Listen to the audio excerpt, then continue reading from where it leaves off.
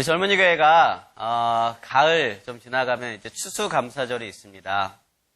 추수감사절 즈음이 되면 우리 젊은이 교회는 매년 뭘 했는지 아십니까? 네, 골든벨을 했습니다. 골든벨.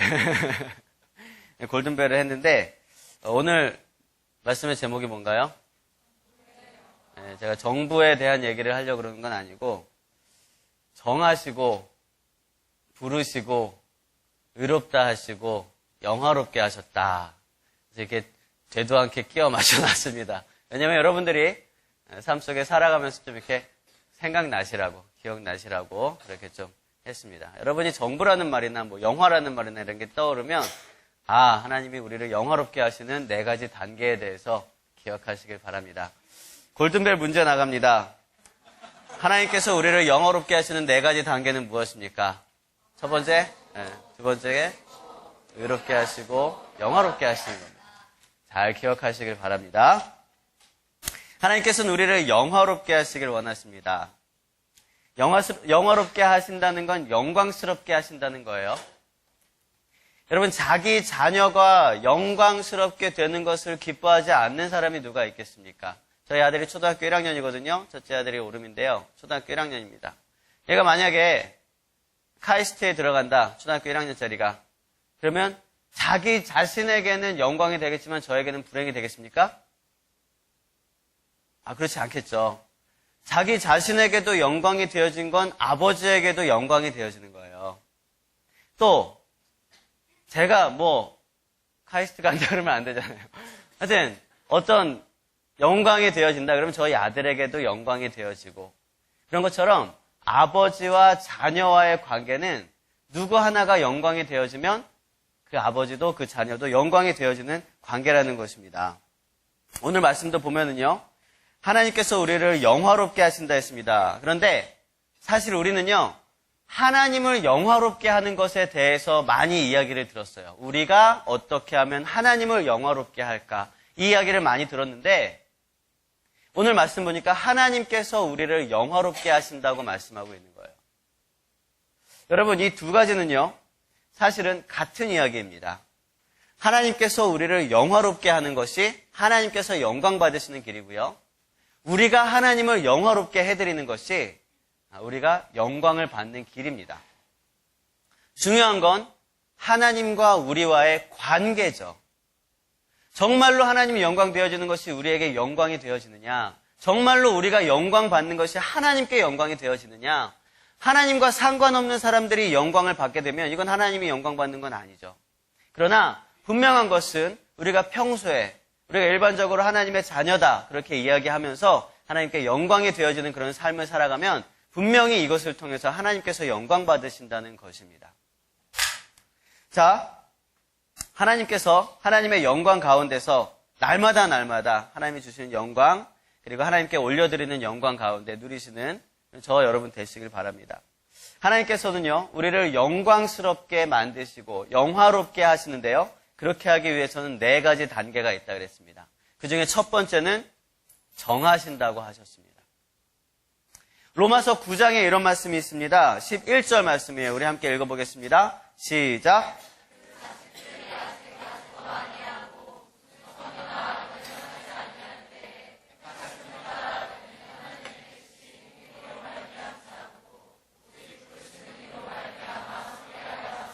네, 하나님의 뜻이 어떻다고요?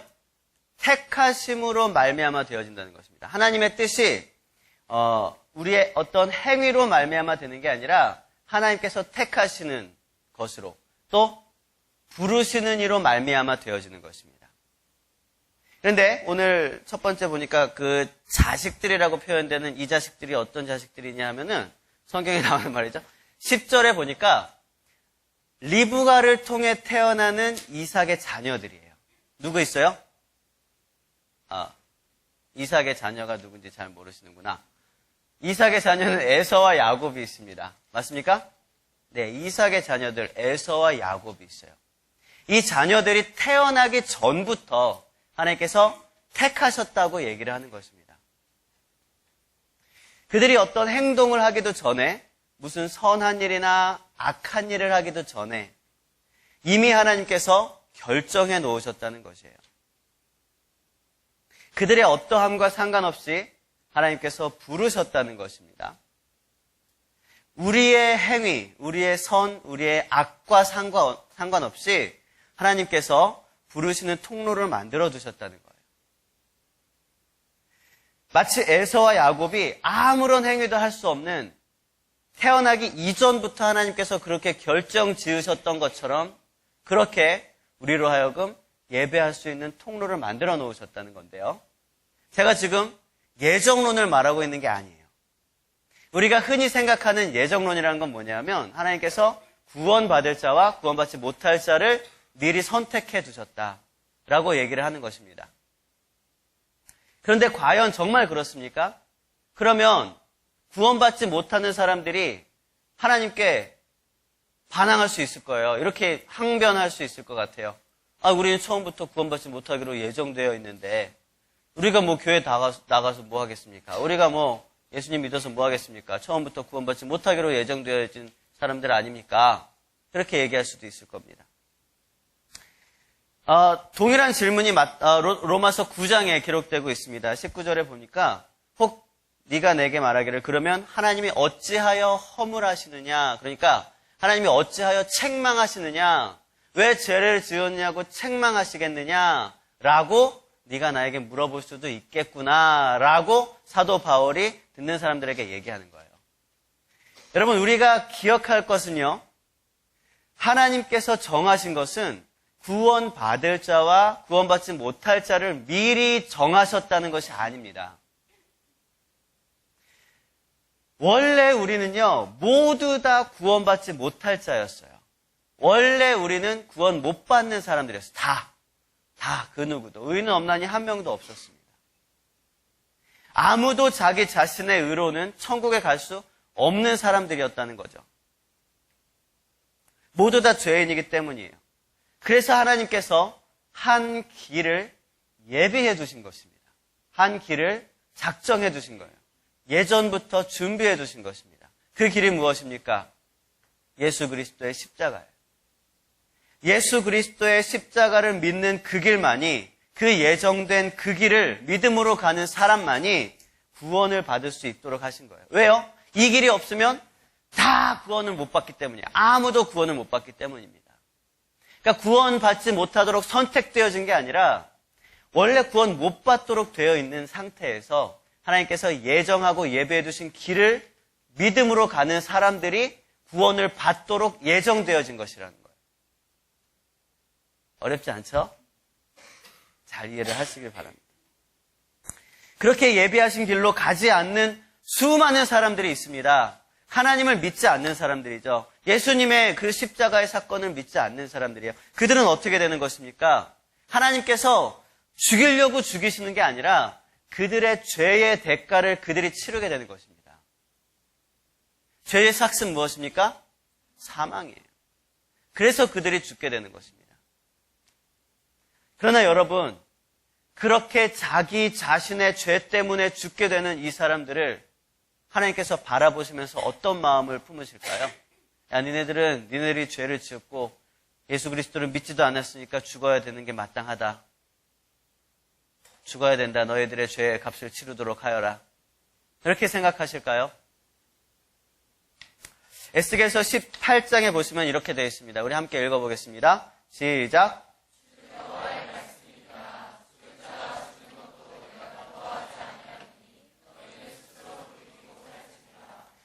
하나님께서는 공의의 하나님이십니다. 하나님은 공의의 하나님이시기 때문에 하나님과 관계가 회복되어지지 않은 사람을 구원하실 수가 없어요. 죄가 해결되지 않은 사람을 하나님은 구원하실 수가 없단 말입니다. 그러나 그들이 죽는 것에 대해서 하나님은 너무나 마음 아파하셨다는 것이에요. 기뻐하지 않으셨어요. 빨리 돌이키길 원하셨습니다. 하나님의 말씀 안에 거하기를 원하셨고 십자가를 통해서 하나님께로 돌아오기를 원하셨습니다. 전지전능한 하나님이 그냥 상관없이 다 살리시면 되지 않겠느냐라고 무신론자들은 말할 수도 있겠어요. 그러나 전지전능한 하나님이시지만 못하는 것이 몇 가지 있어요. 거짓, 음란, 죄악, 여러 가지 악행들. 하나님께서는요, 악을 행하실 수 없으십니다. 죄를 인정하실 수 없으십니다. 하나님께서는 선하신 하나님이시기 때문입니다. 죄인들을 보혈의 씻음 없이 받아들이실 수 없으시는 거예요. 보혈의 씻음 없이 용서한다는 것은요, 죄를 인정하는 것이고요. 그거는 선하신 하나님께는 불가능한 일이라는 것입니다. 그것을 하나님께서는 못 하시는 거예요. 그러면 뭐 전지전능한 하나님 아니네요. 무신론자들이 그렇게 얘기한다면 하나님께서는 차라리 죄를 용납하느니 전지전능이라는 표현을 버리실 것입니다. 하나님은 죄를 용납하실 수 없으신 분이에요. 이걸 우리가 먼저 알고 가야 돼요. 하나님께서 정해두신 그 믿음의 길로 우리가 믿음으로 한 걸음 한 걸음 예수 그리스도의 십자가로 나아갈 때에 우리는 하나님께서 우리를 영화롭게 하시는 길에 첫 발걸음을 내디게 되는 것입니다. 첫 걸음은 그거라 그랬습니다. 정하신다. 두 번째는 뭐라 그랬습니까? 부르신다고 하였습니다. 예언자들은 다 부르심을 받았습니다. 어떤 이는 거절하였지만 거의 강요에 의해서 부르심을 받았습니다. 예언자가 되었어요. 아모스 예언자 같은 경우는 양을 치다가 부르심을 받았고요. 이사야는 성전에서 하나님의 보좌를 바라보면서 예언을 받았습니다. 예레미야 같은 경우는 스스로 나는 너무 작습니다. 나는 너무 어립니다. 라고 거절했지만 결국은 하나님의 부르심을 받게 되었습니다. 소명을 받았을 당시에 대부분의 예언자들은 부르심을 거부했다는 공통점이 있습니다.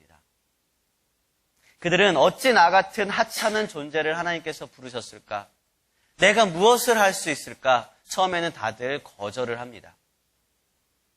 그러나 하나님께서는 입술이 부정한 이사야의 제단 숯불을 입술에 대셔서 정결하게 하셔서 사용하셨습니다. 잘 몰라서 소명받기 어렵다고 고백하는 에스겔에게 말씀을 통째로 먹이셨습니다. 부르셨다는 것은 우리에게 할 일을 주셨다는 것입니다. 우리와 동역하길 원하신다는 거예요. 하나님께서 혼자 일하시는 것이 훨씬 더 빠르고 쉽고 실수도 없을 것임에도 불구하고 하나님께서는 우리를 부르시고 동역하시길 원하셔서 우리를 세우셨다는 것입니다. 우리에게 그래서 주신 것이 소명입니다. 소명이라는 것은 우리의 소명이라는 것은 하나님의 소원입니다. 하나님이 너무나 이루길 원하시는 그 소원이 바로 우리의 소명입니다. 우리에게 주신 그 소명이 무엇입니까? 우리가 본 것, 우리가 느낀 것, 우리가 받은 그 하나님의 사랑, 그것을 증언하길 원하시는 것입니다. 그것을 증명하길 원하시는 것입니다. 우리는 이 모든 경험한 것들을 진실되게 선포할 의무가 있습니다. 여러분, 외국 영화들 같은 거 보시면요, 경찰들이 막 뛰어다니다가 범인을 딱 체포하죠. 딱 체포하고 딱 이렇게 팔을 뒤로 꺾어서 딱 수갑을 채우면서 뭐라고 얘기합니까? 당신은 묵비권을 행사할 수 있으며 변호사를 선임할 수 있으며 또 뭐라고요? 불리한 증언을 할 수 있다고요? 하여튼 뭐라고 얘기를 합니다. 저 잘 모르겠어요. 어쨌든 중요한 건 그겁니다. 이거 이제 미란다 원칙이라 그러는데요.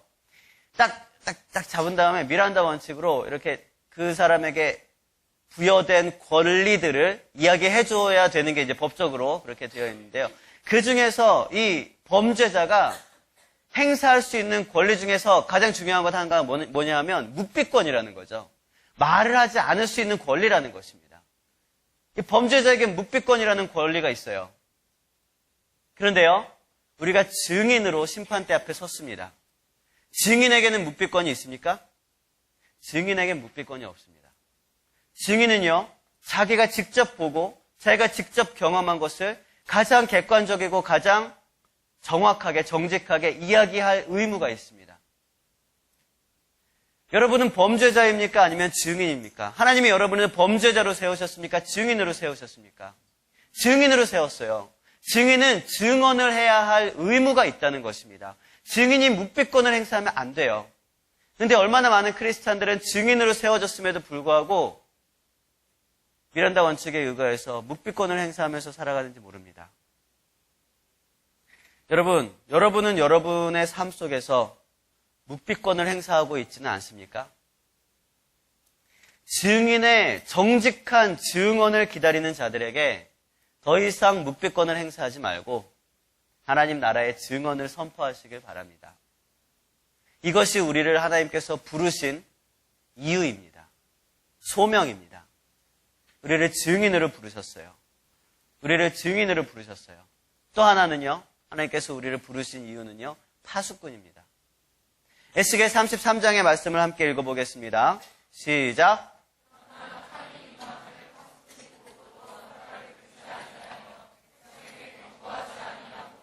그 중에 한 사람이 그 임하는 칼에 제거당하면 그는 자기 죄악으로 말미암아 제거되려니와 그 죄는 내가 파수꾼의 손에서 찾을. 파수꾼이 제대로 말하지 않으면요, 그 자체가 죄라는 겁니다. 파수꾼이 저쪽에서 적군들이 밀려오는데 적군들이 몰려온다라고 얘기하지 않으면 그 자체가 죄라는 거예요. 그 책임을 하나님께서 파수꾼에게 물으신다는 겁니다. 먼저 하나님께서는요, 우리에게 분명히 선포해야 하는 그런 소명을 주셨습니다.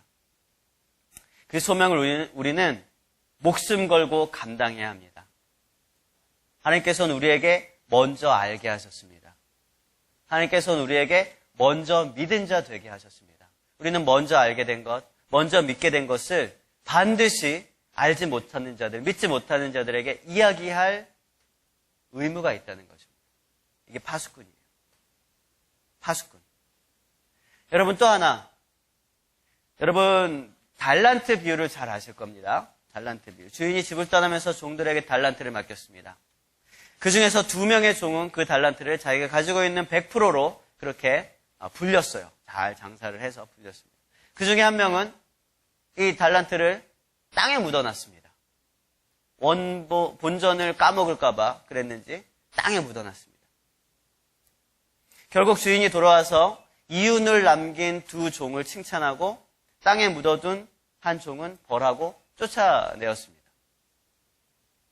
하나님께서 우리에게 달란트를 주셨다는 거죠. 하나님께서 우리에게 주신 그 달란트를 땅에 묻어두고 썩혀두면 하나님께 혼난다는 거예요. 그러면 안 된다는 것입니다. 우리는 우리가 받은 달란트를 가지고 이윤을 남겨야 하는 의무가 있다는 것입니다. 하나님께서 100을 주셨으니까 100을 하나님께 드리면 되겠지. 아니라는 거예요. 하나님께서 100을 주셨으면 200을 하나님께 드려야 된다는 것입니다. 그게 달란트, 즉 맡은 자로서의 사명입니다. 여러분이 가지고 있는 그런 달란트들을 최선을 다해서 노력해서 열매를 하나님께 올려드리시길 바랍니다. 하나님은 그것을 여러분들에게 요청하고 계신 것입니다. 하나님께서는 그것을 들어서 쓰실 것이고요. 더 큰 것으로 여러분들에게 맡기시고 축복하실 것입니다. 이러한 것들이 우리가 반드시 해야 하는 것들이에요. 사명이고요. 소명입니다. 증인으로서, 파수꾼으로서, 맡은 자로서 그런 역할들입니다. 하나님께서 우리를 부르신 이유예요. 이 소명을 잊지 않고 잘 감당할 수 있는 저와 여러분들이 되시길 바랍니다. 3번째입니다. 하나님께서는요, 우리를 의롭다 하셨습니다. 첫 번째는 뭐라 그랬습니까? 정하시고, 2번째는 부르시고, 3번째는 의롭다 하셨습니다. 의롭다 하셨어요. 여러분, 율법을 열심히 지키면 우리가 의로워질 수 있을까요? 안 될까요? 안 될 줄 알지만 됩니다. 로마서 10장에 보시면은요, 한번 보겠습니다. 로마서 10장을 한번 읽어볼까요? 시작.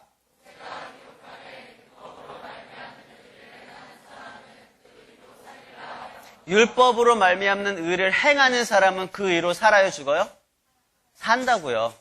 율법을 열심히 행해서 그 의로 열심히 행하는 사람은 살 수 있다는 겁니다. 율법을 다 잘 지키면 말이죠. 근데 문제는 율법을 잘 지켜서 하나님 나라 갈 만큼 의로워질 만큼 율법을 잘 지킬 수 있는 사람이 있다 없다? 없다라는 거예요. 율법을 잘 지키면 되는데 이 잘 지킨다는 것이 우리들에게 육체를 입은 우리들에게는 불가능하다는 거예요. 육체를 입었기 때문에 불가능하다는 것입니다. 로마서 3장에 이렇게 얘기합니다. 한번 같이 읽어봅시다. 또 시작.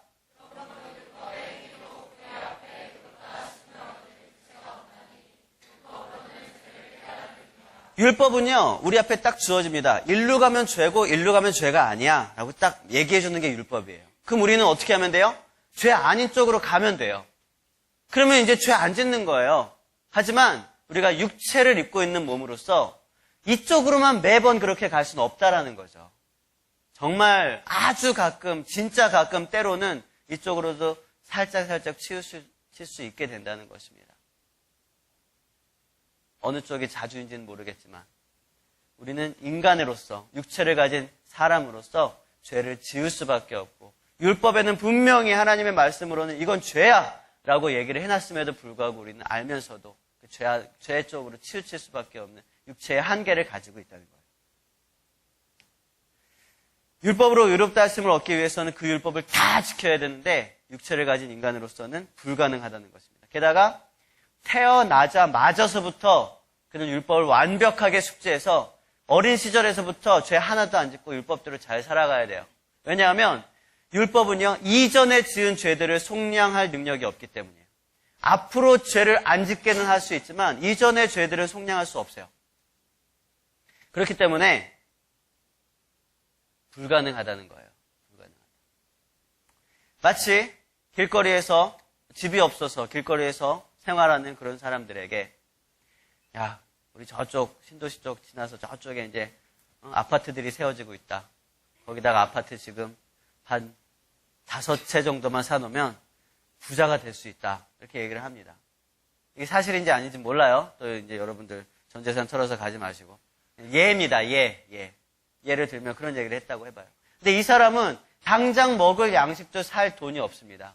근데 거기다가 아파트 5채 사놓으면 땅값이 오르고 아파트 값이 올라서 부자가 되는 건 기정사실이라고 얘기를 해봅시다. 예를 들어서. 그럼 이건 맞아요. 맞는 말입니다. 부자 되는 방법입니다. 아파트 5채 사놓는 거. 하지만 이게 가능해요? 불가능해요? 불가능한 거예요. 사실이지만 불가능한 거예요. 이게 율법이 말하는 의입니다. 율법대로 그대로 살아가면 천국 갑니다. 사실입니다. 하지만 우리에겐 불가능한 거라는 거죠. 결국 율법의 기준으로 우리는 의롭다 하심을 얻을 수 없습니다. 오직 하나님께서 우리는 불의하지만 재판장이신 하나님께서 우리가 너무 불쌍해서 너 의로와 라고 재판해 주시는 것밖에 없습니다. 방법이. 우리의 어떤 행위도 우리의 죄를 깨끗이 할 수 없다는 것입니다. 다만 율법이 우리에게 그래도 주어진 이유는 그것이 죄인지 아닌지 판가름해주는 그런 역할밖에 되지 않는다는 거예요. 그래서 하나님께서는요, 인간의 그 한계를 아시고 율법으로 말미암는 의가 아닌 은혜로 말미암는 의를 우리에게 주셨습니다. 우리는 행위가 아닌 믿음으로 의롭다 하심을 얻게 되는 거예요. 믿음으로 의롭다 하심을 얻은 다음에 행위는 그 다음인 거예요. 의롭다 하심을 얻었기 때문에 우리는 믿음으로 구원받은 자답게 살아가는 거죠. 행위는 그 다음입니다. 하나님께서는 우리를 불러서 여전히 죄 가운데 있는 우리를 불러서 의롭다라고 선포해 주십니다. 왜냐하면 우리가 불의한 상태에서는 하나님께서 우리를 영화롭게 해주실 수가 없기 때문이에요. 그래서 먼저 반드시 우리가 영화롭게 되기 위한 세 번째는요, 의롭다 칭하심을 받아야 돼요. 의로워져야 되는 것입니다. 그것은 우리의 행위로 인한 것이 아니라 우리의 믿음을 통해서 고백되어지는 것입니다. 마지막으로 하나님께서는 우리를 택하시고 부르시고 의롭다 하신 다음에 어떻게 하십니까? 영화롭게 하십니다. 영화롭게 한다는 것은 무엇입니까? 영광스럽게 하신다는 거예요. 영광스럽게 되어진다는 것은 뭐예요? 수치스럽거나 치욕을 당하는 것이 아니라 자랑스러워지고 행복해지고 많은 사람들이 우러러 보게 되고 이런 것들이 이제 영광스럽게 된다는 것입니다. 누군가 우러러보는 그런 높은 자리에 앉게 되는 것, 하나님께서 우리를 그렇게 해주신다고 하는 것입니다. 핍박받고 무시당하던 그런 자리에서 이제는 하나님께서 입혀주시는 영광의 옷을 입고 영화로운 면류관을 쓰게 되는 것이 이게 영광 받는 건데요. 이 땅에서 가장 영광을 받았던 분이 누구냐 하면 예수 그리스도입니다. 이 땅에서 가장 영화롭게 되었던 분이 예수 그리스도입니다. 그런데요, 예수님께서 영광을 받으셨던 이유는 예수님이 영광을 받으심으로써 누가 영광을 받아요? 하나님이 영광을 받으시기 위함이라는 거예요. 우리 요한복음 17장 한번 말씀을 보겠습니다. 함께 읽어보겠습니다. 시작.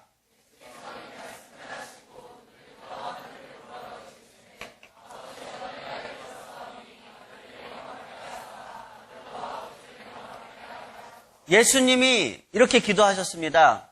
하나님, 아버지, 아들로 영화롭게 하사 하나님 아버지께 영광을 돌리게 하옵소서. 자, 이 기도가 지금 요한복음 17장에 나오는 이 기도가 어느 시점에 하고 있는 기도인지 아십니까? 제자들과 마지막으로 작별 인사를 하고 십자가에 달리시기 직전에 하셨던 기도입니다. 십자가는요, 결코 영광의 자리가 아니었어요. 굉장히 수치스러운 자리였고요. 굉장한 죄인들만 받는 그런 형벌이었어요. 형틀이었습니다. 부끄러운 자리였습니다. 억울한 자리이기도 했습니다. 그게 십자가거든요. 그 십자가를 며칠 앞두고 나서 예수님께서 말씀하신 것이 아들로 영화롭게 하사 하나님께 영광을 돌리게 하옵소서. 그렇게 얘기했다는 거예요. 그렇게 기도했다는 거예요. 예수님께서는 영화롭게 되었다는 그 고백과 동시에 예수님을 잡으러 오는 로마 병정들을 맞이해야 했습니다. 고난을 피하고서는 영광이 없다는 사실을 예수님께서는 알고 계셨다는 거예요. 고난이 없는 영광은 없습니다.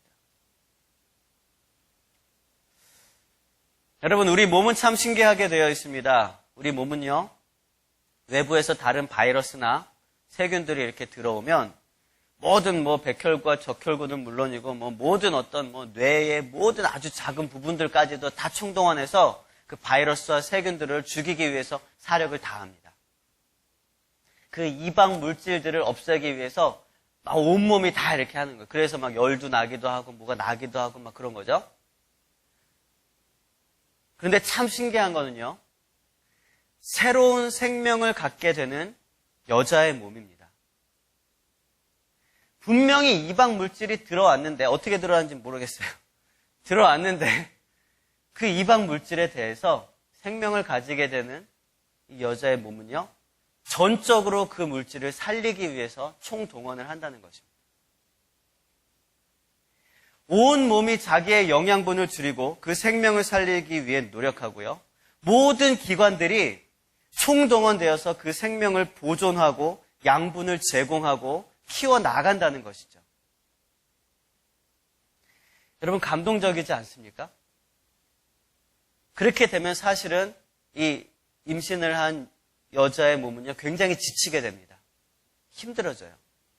이 몸은요, 한 생명을 살리기 위해 만들어져 있는데 이 두 생명을 살려야 되는 그런 기능을 감당을 해야 되거든요. 그러니까 굉장히 힘들고 지쳐지는 것입니다.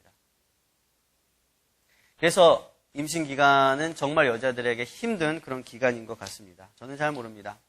근데 아이가 태어나는 것은 그런 기간은 말할 것도 없고 아이가 태어나는 순간도 굉장히 고통스러운 순간이라고 하죠. 그리고 태어난 이후에도 마찬가지입니다. 양육하는 그런 시간들이 얼마나 쉽지 않은지 차라리 뱃속에 있었을 때가 나았다라고 말하는 산모들도 많이 있습니다. 새로운 생명을 임신하고 출산하는 그런 기간이 또 양육하는 그런 기간이 결코 쉬운 시간만은 아니라는 거예요. 오히려 그 고통은 정말 이 세상에서 손가락에 꼽힐 만한 그런 고통 중에 하나이죠. 그런데 여러분, 신혼부부가 산부인과에 가서 처음 임신 소식을 들을 때 뭐라고 얘기를 듣습니까? 안 됐군요. 고난과 고통의 10개월과 여러분이 잠 못 들고 여러분의 시간을 다 빼앗길 2년의 그런 모든 시간들을 이제부터 시작하게 되었습니다. 안 됐지만 임신입니다. 그렇게 얘기를 하던가요? 그렇지 않습니다. 정말 손꼽히는 그런 고통이 앞으로 얼마 남지 않은 그 상황에서 산부인과 의사 또 간호사들은요, 해맑은 웃음을 띠면서 축하드립니다. 임신입니다. 이렇게 얘기를 합니다. 10개월간의 기간이 쉽지 않습니다. 해산의 고통은 더더군다나 쉽지 않습니다. 그러나 그런 고난 없이는 생명이 태어날 수가 없습니다. 탄생이라는 과정은 반드시 고난이 따르게 되어 있는 거예요. 하지만 그 고난에서 그치는 것이 아니고 새로운 생명, 그 생명의 기쁨, 그 기대와 행복은 그 가운데 있는 고난과는 비교할 것도 없이 너무나 큽니다. 너무나 그 행복과 기대와 기쁨이 크기 때문에 둘째들이 생길 수 있는 거예요. 저 같은 둘째들. 고난만 있고 힘들기만 하면 누가 둘째를 가지려 하겠습니까? 하지만 그 안에서 너무나 행복하고 기쁨이 있기 때문에 또 다른 생명이 또 잉태되어질 수 있는 것입니다. 마찬가지로 영광이라는 과정도 그렇습니다. 이 영광이라는 과정은 반드시 고통이 따라야 하는 것입니다. 고난과 고통이 올 때에 우리는 하나님께서 우리에게 허락하시는 영광을 기억해야 합니다. 예수 그리스도의 십자가 사건이 바로 고난을 이겨내는 열쇠입니다. 그리고 그것은 축복의 통로입니다. 승리의 관문이기도 하죠. 좋은 옷이나 좋은 차나 이 세상에 좋은 그런 여러 가지 물질적인 그런 것들이 축복이 아닙니다. 부자가 되는 것은 영광을 받는 것이 아닙니다. 부자가 되기 위해선 교회 나오면 안 돼요. 교회 나오면 안 되는 게 아니라 교회 나오는 게 부자가 되는 길이 아니라는 뜻입니다. 부자가 되기 위해선 교회 나오는 게 아니라 뭐 주식을 투자하든지 뭐 정직하지 않게 그렇게 사업을 하든지 뭐 밤낮 열심히 막 일만 하든지 그렇게 해야지 이게 부자가 될 수 있지 교회 나오는 건 부자가 되는 길이 아닙니다. 우리는 십자가의 승리, 하나님이 하늘의 영광을 우리에게 주시는 그 영광스러운 하나님의 나라를 소망할 때에 그런 영광을 위해서 우리가 주님 앞에 나와서 예배하는 것입니다. 우리가 예수님의 이름을 찬양하고 예수님께 영광 돌릴 때에 우리는 그 영광에 참여하게 된다는 것입니다. 여러분, 하나님께 영광을 돌리는 것이 우리가 영화롭게 되어지는 길입니다. 하나님께서는 정하신 이들을 부르신 이들을 의롭다 하시고 또 의롭다 하신 이들을 영화롭게 하신다 하셨습니다. 이미 예수 그리스도의 그 십자가 길로 우리를 초청하신 것입니다. 그 부르심에 날마다 응답하면서 또 하나님께서 예비하신 은혜의 길로 또 영광의 길로 순종하면서 따라가는 저와 여러분이 되시길 주님의 이름으로 축원을 드리겠습니다. 잠깐 기도하겠습니다. 찬양하고 기도할 때에 여러분 이 찬양의 한 가사가 다 여러분의 고백들이 되시길 바랍니다. 주님의 높고 위대하심을 선포합시다. 그리고 놀라우신 기적의 하나님께서 지금 이 시간 임재하시기를 기도합시다. 하나님, 우리가 하나님께 영광 돌리는 것이 우리가 영화롭게 되어지는 길이라 하였습니다. 하나님과의 관계가 회복되어지고 하나님께서 의롭게 하실 때에 그리스도를 믿음으로 의로움의 길로 나아갈 수 있는 저와 여러분 되시길 바랍니다. 우리 함께 찬양하겠습니다.